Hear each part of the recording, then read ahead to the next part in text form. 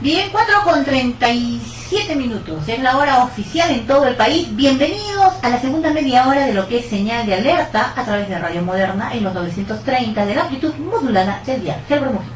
Muy contentos porque la respuesta popular de un espacio oculto en Radio Moderna nos llena de alegría, sobre todo porque las fibras patrióticas remontan los años, caminan por las avenidas del recuerdo y sobre todo rinden homenaje a todos esos hombres y mujeres, porque también pelearon mujeres, las rabonas históricas a quienes aún no se les rinde el gran homenaje, fueron parte de esa guerra de rapiña que planteó un país en el sur.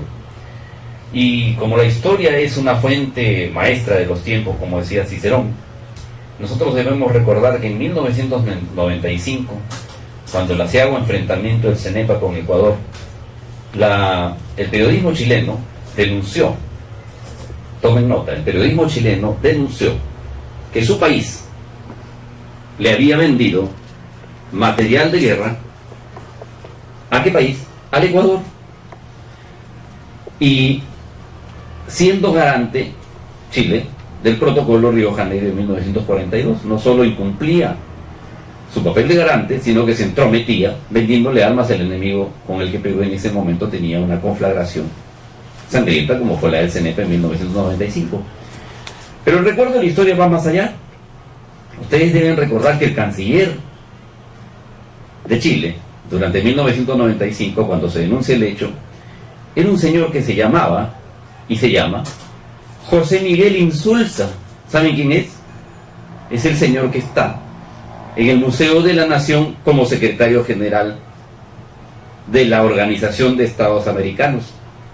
Ese ministerio que decía un político caribeño, ¿no es cierto?, que extendía certificado de conducta y hizo de agencia de turismo de Montesinos, y que tiene a barrigones y tiene ahí a panzones que lo único que saben es cobrar, porque no resuelven nada, y la verdad, tiene muchos reparos esa Organización de Estados Americanos en casi 50 años de funcionamiento. Más aún, la historia, que es reflexión y ministerio heroico, como decía José de la Ribagüero, recuerda que el ministro de Defensa en 1995 de Chile, ¿saben quién era? Jaime Rabinet. Y Jaime Rabinet es hoy ministro de Defensa del señor Sebastián Piñera, el novísimo presidente que hace un par de meses tomó el mando en Chile. Es decir, la historia, cuando se repite, nos da señales de alerta y nos dice: cuidado, que esto ya lo vimos. Y el señor Rabinet, según dice nuestro amigo, el ministro de Defensa, Rafael Rey, vendrá al Perú en agosto próximo. Sin embargo, hasta el momento, Chile no ha pedido disculpas.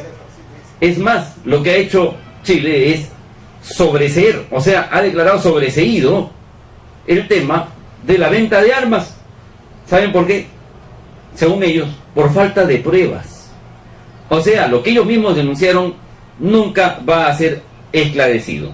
Tienen ustedes entonces una señal de alerta muy significativa. Lógico, y hay que estar atentos a la historia cuando nos dan las señales. Su suerte queda sancionada en el último semestre de 1883, cuando se firma la paz entre Perú y Chile, una paz digitada con las tropas chilenas en Lima y con un gobierno títere presidido por Miguel Iglesias, que además había sido cómplice de batallas contra el Perú en San Pablo y Huamachuco, peleando contra el grupo de los Andes, Andrés Cáceres. Y ya abandonadas las posibilidades de una resistencia, hubo que conceder, o concedió, Iglesias, a todas luces, sostenido por el ejército chileno, y se firma el Tratado de Ancón y su protocolo complementario, que siempre los historiadores quieren ignorar, porque ahí se dice y se estipula claramente que la deuda contraída con el ejército de ocupación era una deuda pendiente. Y entonces alegremente los historiadores, muchos de ellos, se olvidan de decir las cosas, porque al Perú le han contado otra historia. Y la última resistencia en la batalla en el Morro Solar de Chorrillos reconoce otros actores, y reconoce también vivencias y recuerdos que no deben ser olvidados, como el que hemos hecho hoy para la efeméride del 7 de junio. En consecuencia, Tarapacá es un tema.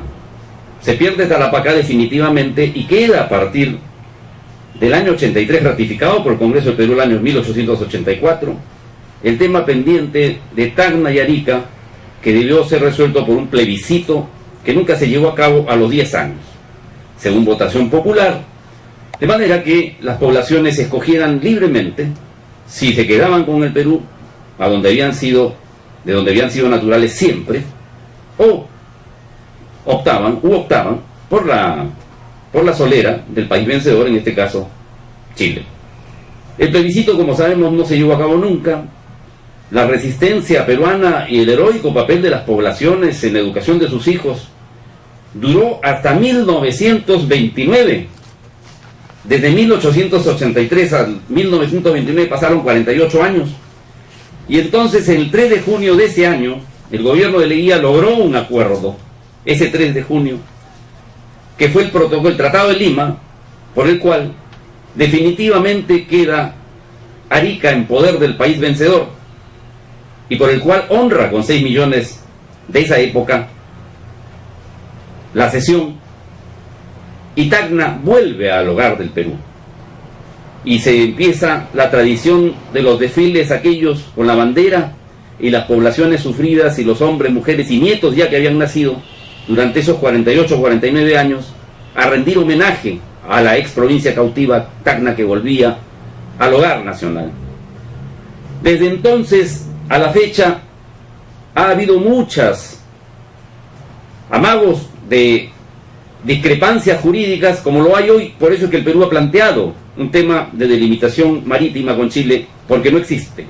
Los tratados marítimos pesqueros de 1952 y 54, que involucran también al Ecuador, no son tratados de límites. Según Chile sí, pero nosotros debemos tener en cuenta que la visita programada del presidente del Ecuador, Correa, mañana o pasado al Perú, dice algo, que es probable que su país, si no viniera, no se meterá en un tema que es bilateral entre Perú y Chile, y así lo resolveremos.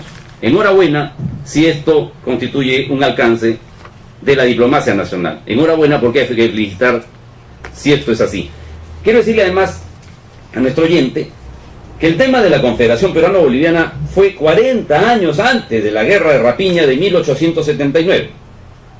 Eso fue probablemente lo que se ha venido a llamar la primera invasión chilena, de manera que hay poca relación, o en todo caso la relación se difumina en esas 4 décadas, entre esa y la otra de 1879, declarada en guerra un 5 de abril. Luego habló